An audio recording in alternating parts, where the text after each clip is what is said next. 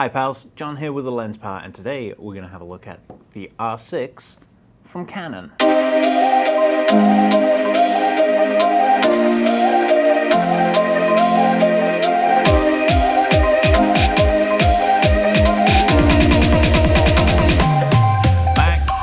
in summer of 2020, which in these COVID times seems like a small eternity ago, Canon announced the Canon R5 digital mirrorless camera, and the world went absolutely crazy over it because it was like 8K in body without, needing external recorders to do RAW and all of this craziness. And a lot of people seem to forget that Canon actually announced another camera on that day, the R6, the little brother of the R5, if it were. But I don't like calling it that because this is a fantastic camera in its own right.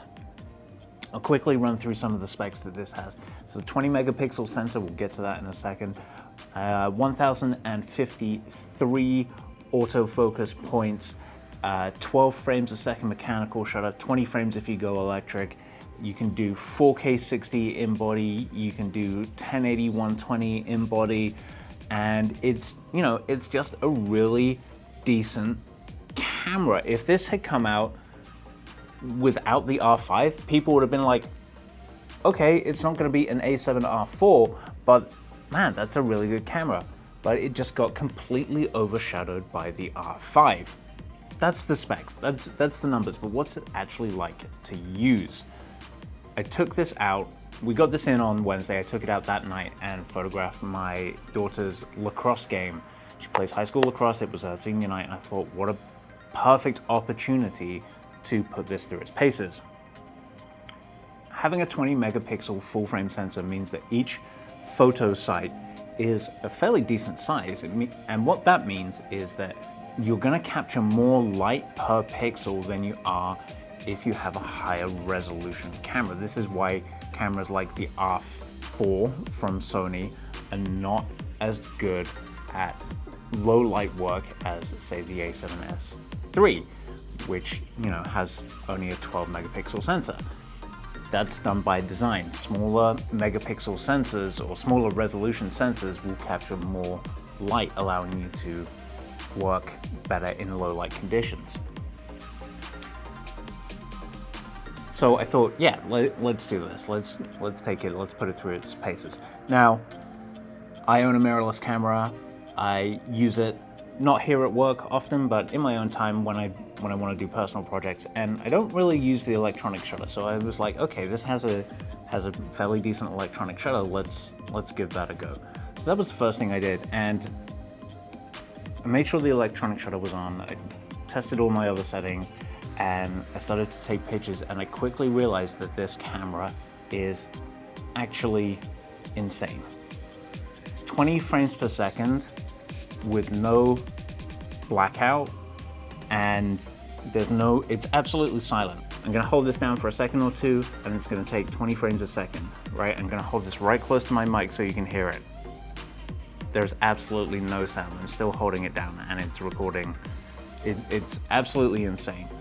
So being able to do 20 frames a second completely silently, if you're a wedding photographer and you don't want to get in the way of the officiant or the couple saying their vows, if you are a documentary photographer and you're photographing some important event, you don't want your shutter disturbing the piece. If you're photographing wildlife, if you're photographing something like tennis, like all of these are going to be times when you can use that silent electronic shutter to your advantage. And yes, other mirrorless cameras have this function too. 20 frames a second is kind of crazy. So 12 frames a second isn't bad either. I owned a 7D Mark II for a good number of years, and I used that to shoot a lot of sports.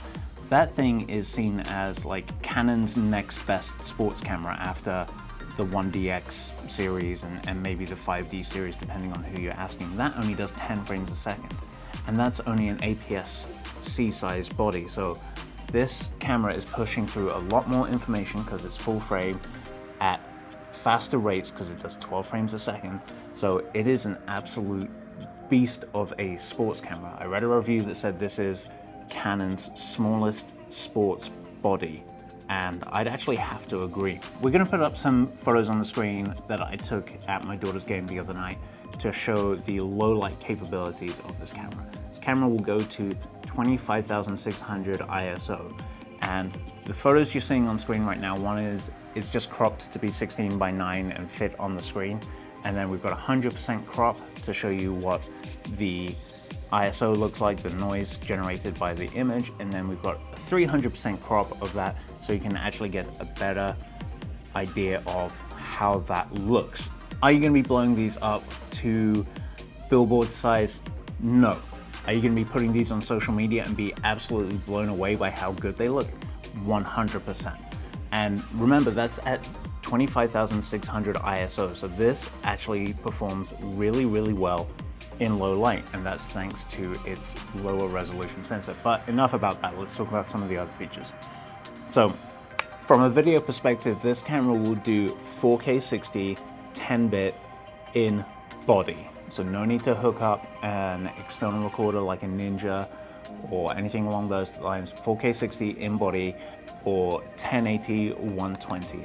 You've also got 5-axis in-body image stabilization, or IBIS if you like, and that allows you the photographer, to be a little bit shaky, especially on longer shutter times.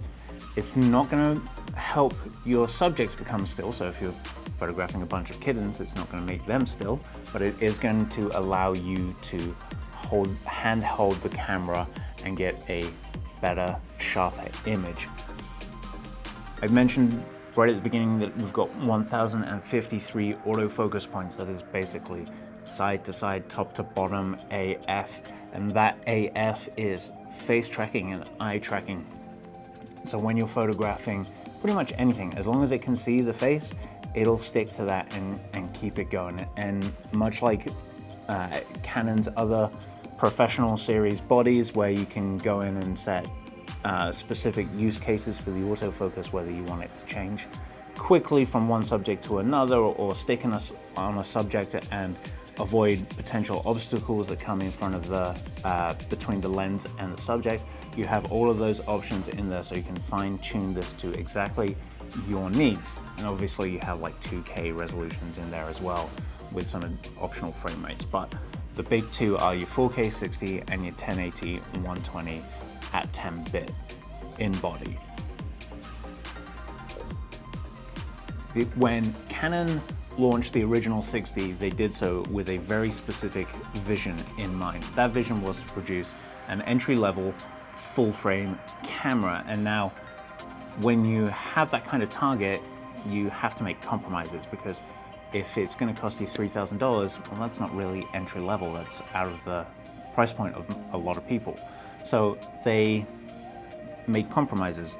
It only has like 13 autofocus points, and it only has the one card slot.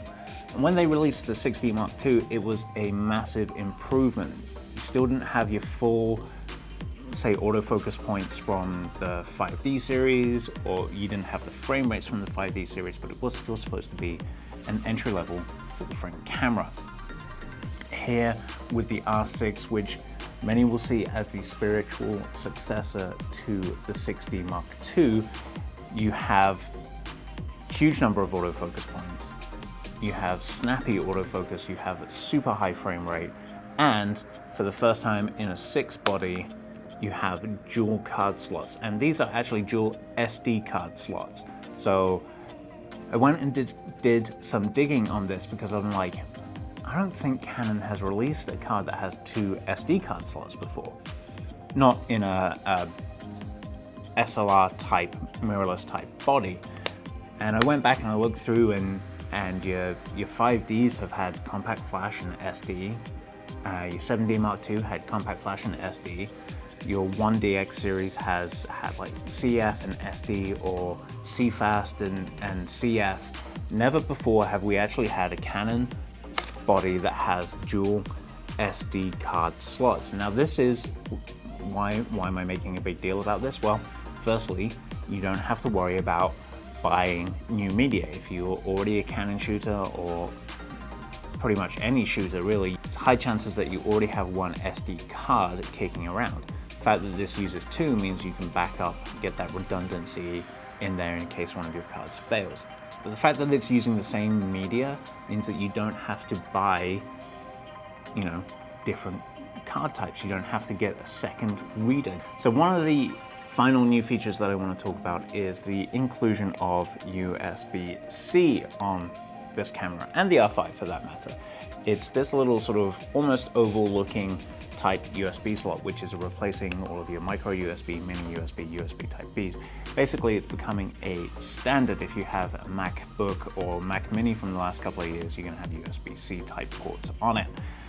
Now, why is that important? Because it carries much faster data rates and much higher voltage. So what this actually allows you to do if you have an R5 or an R6 body is when you have the camera plugged in, if you plug in to the USB-C port and you have one of Canon's new LPE6NH, which is their high capacity batteries, they look just like the standard battery, except for they have this little holographic bit right there.